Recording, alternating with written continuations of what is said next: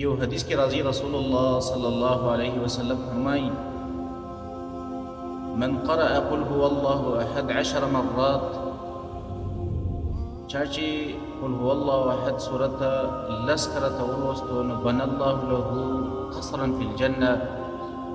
د دې په بدله کې به الله دې سړي له یو بنګله تیاره کړي په جنت کې او ومن قرأها 20 مره چا چې دا صورت شل کرته ولوستو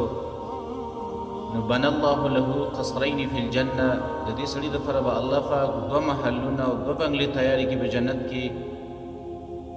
او ومن قرأها 30 مره چا چې دا صورت 13 کرته ولوستو نو بنى الله 3 قصور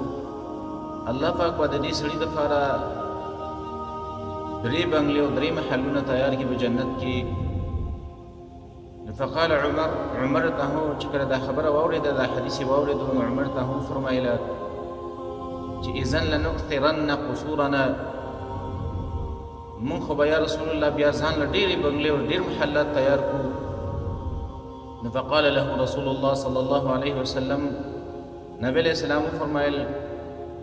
الله اوسع من ذلك د الله رحم او د الله فضل د دین هم پراخه دی یعنی که چا 40 کرته ولوستو نو الله پاک به ورله 4 محلونه تیار کړي او که چا 50 کرته ولوستو 5 محلونه به ورله الله په جنت کې تیار کړي دا 10 کرته لوستل دی باندې خو ډېر معمولي ټیم لګي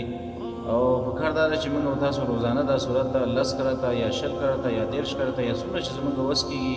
هغومره موږ دا صورت ولولو د دې لپاره چې الله پاک موږ لپاره په جنت کې محلونه د دې په بدله کې تیار کړي